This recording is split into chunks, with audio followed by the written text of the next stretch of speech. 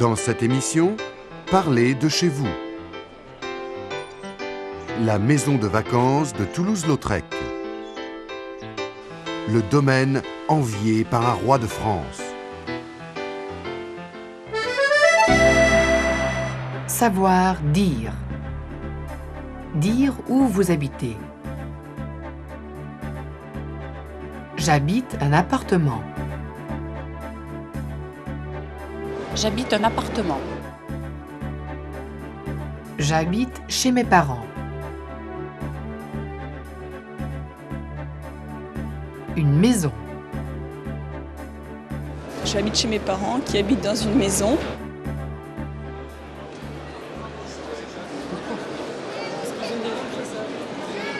Vous habitez où? À Paris. Est-ce que vous avez une maison ou un appartement? Un appartement. Vous habitez où? En Bretagne. Vous avez une maison ou un appartement? Une maison. Est-ce que vous avez une maison ou un appartement? J'habite un appartement. J'habite chez mes parents qui habitent dans une maison. Vous avez une maison ou un appartement? Une maison depuis 4 ans, oui. Info. 53% des ménages français ont une maison individuelle. 60% des Français ont un jardin. Une maison de 5 pièces. Maison de 5 pièces. J'ai un grand jardin. Oui, j'ai un grand jardin. J'ai un tout petit balcon. Non, je n'ai pas de jardin, j'ai un tout petit balcon. Vous habitez dans une maison ou un appartement? Un appartement. Combien de pièces avez-vous?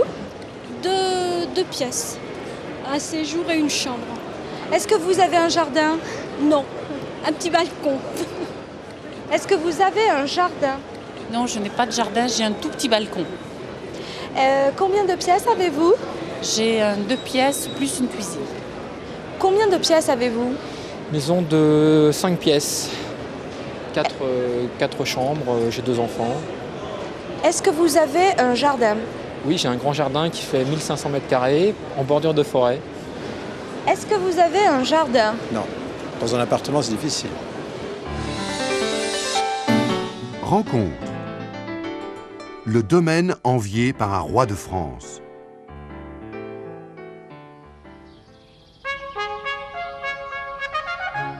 Vaux-le-Vicomte, près de Paris. Commandé en 1656 par le surintendant de Louis XIV, Nicolas Fouquet. Amoureux des arts, Fouquet voulait démontrer ce que l'on pouvait obtenir avec la richesse. Ici, le jardin classique français est né, conçu par André Le Nôtre. L'extérieur devient alors un art aussi important que l'intérieur. Le présent propriétaire, Patrice de Vaugué, est fier de cet héritage. Le Nôtre et le Vaux-le-Vicomte, qui a été son premier jardin, sont très importants, presque aussi importants que Shakespeare dans la littérature anglaise. C'est une grande nouveauté dans l'art des jardins. Jusqu'à cette époque-là, le milieu du XVIIe siècle, les jardins avaient encore un peu une tradition féodale. On mettait le jardin où on pouvait, à gauche, à droite de la maison. Et puis la Renaissance italienne a commencé à créer des jardins magnifiques dans des paysages un peu plus vallonnés qu'ils ne le sont ici en Île-de-France. Et c'est cette influence qui a vécu en France et qui ensuite a été transformée par le nôtre d'une manière radicale, par l'emploi de la perspective, l'inclusion du château, de la maison dans le plan du jardin et surtout l'emploi extraordinaire de l'eau dans la verdure.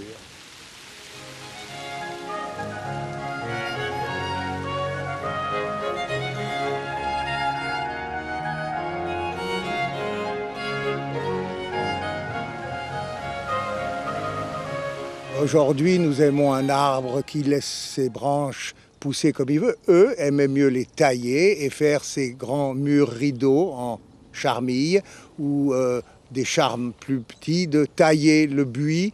C'est une espèce de d'obligations que l'homme impose à la nature, tout en essayant de la faire chanter de la manière la plus belle. Par exemple, dans tous les jardins de le nôtre, la perspective s'ouvre sur l'infini. Il n'y a jamais de fermeture au bout du jardin, ni un mur, ni un rang d'arbres. Il y a une possibilité pour l'esprit, pour le regard, donc pour l'esprit, de toucher l'horizon, le ciel, et au-delà, le bonheur, etc. Fouquet, le premier propriétaire, n'a pu goûter très longtemps aux joies de son jardin. Une telle ostentation a rendu Louis XIV fou de jalousie. Fouquet a été arrêté, sa propriété confisquée. Il a été condamné à vie, à la prison.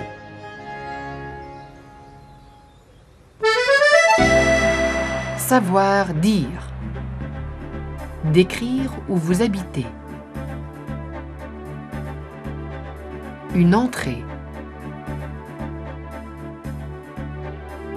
Un séjour. Une cuisine. Vous pouvez me décrire votre appartement très rapidement? Oh, il y a une entrée, une salle de bain, un séjour, une chambre, des toilettes, une cuisine et un balcon. J'ai 3 pièces et une cuisine, 2 chambres et un salon. Entrée, cuisine, séjour, couloir, salle de bain, chambre. Au rez-de-chaussée. Un escalier. À l'étage. Au rez-de-chaussée, il y a une entrée, une cuisine, des toilettes et un grand séjour. Dans le séjour, on monte un escalier à l'étage qui dessert 3 chambres, une salle de bain, une salle d'eau et une terrasse. Est-ce que vous pouvez me décrire votre maison? Oui, c'est une maison avec un étage, un garage en rez-de-chaussée, un salon, un coin repas, une cuisine, tout ça en rez-de-chaussée. Et au niveau de l'étage, les 4 chambres avec des salles de bain. Info.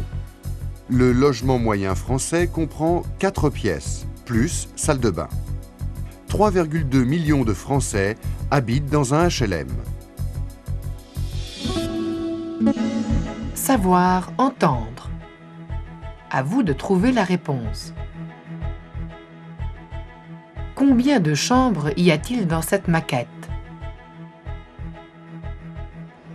C'est une villa qui est composée de 5 pièces, avec au rez-de-chaussée un séjour, une terrasse carrelée, un coin-feu avec un patio sur la façade, une chambre avec une terrasse carrelée, une deuxième chambre en partie arrière, avec au centre une salle de bain, sur la partie arrière une cuisine, communiquant avec un garage, et un cellier dans le fond, et à l'étage, une chambre donnant sur un solarium, avec une mezzanine donnant sur un vide de séjour de la salle.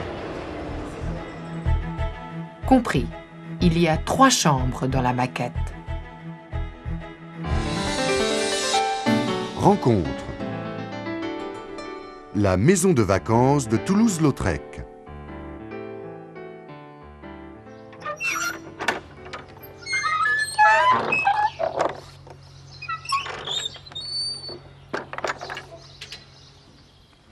Le château du Bosc, près d'Albi, maison de vacances de Toulouse-Lautrec.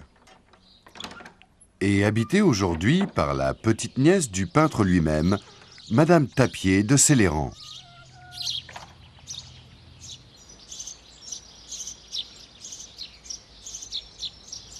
Il est toujours revenu passer des vacances au Bosc, se replonger dans cette maison dont il avait été l'héritier. Donc c'est essentiellement un cadre familial. Et je dis toujours, Lautrec n'y a eu aucun des événements majeurs de son existence. Il n'y est pas né, il n'y est pas mort, il n'y a pas eu ces accidents qui ont tellement changé le cours de son existence, mais essentiellement les racines familiales. La maison est ouverte maintenant au public. Madame Tapier de Céléran, qui en est le guide, commence souvent sa visite par la chapelle. Ici même, il a fait le portrait de sa cousine et c'est très heureux puisque nous avons une photo qui nous montre cette scène, prise évidemment pendant des vacances d'été. Lautrec installé avec son chevalet, sa cousine que nous voyons de profil, son oncle penché par-dessus son épaule et son cousin, le docteur Gabriel, qui fait le pitre devant lui, peut-être pour le distraire de l'étude qu'il faisait de sa cousine.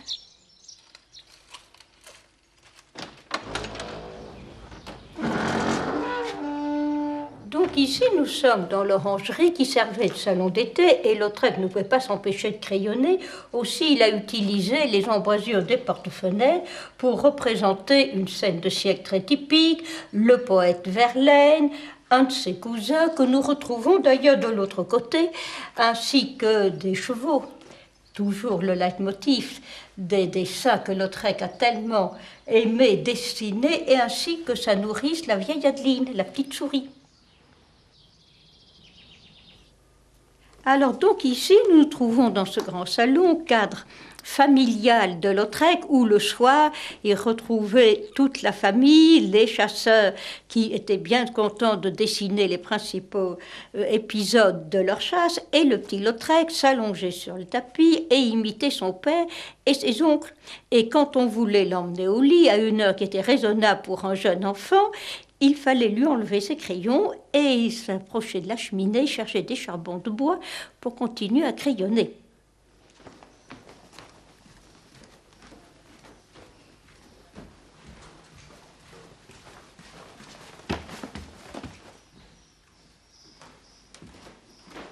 Donc ici, alors nous nous trouvons dans cette chambre occupée par Lautrec pendant ses séjours au bosque et qui évoque son enfance, des souvenirs comme le petit voilier qu'il a fabriqué, sculpté après son premier accident vers l'âge de 13 ans et demi, aidé par son oncle Charles. D'autres souvenirs, le Guignol, mon grand-père nous racontait que quand il donnait la comédie avec ses marionnettes, non seulement il savait les actionner, mais il créait les histoires qui étaient très au-dessus de l'intelligence d'enfants de cet âge-là. Et c'était beaucoup plus les adultes qui venaient rire et applaudir aux histoires qu'il imaginait. Spectacle, humour ont été essentiels pour Lautrec. Deux traits de sa personnalité encore présents au bosque. Il donne l'impression d'être encore vivant parce que du fait que la maison est ouverte aux visites, qu'on parle beaucoup de lui, et c'est justement le fait de s'être transmis de génération en génération ses souvenirs qu'il reste présent dans la mémoire de la famille et on peut dire aussi du public.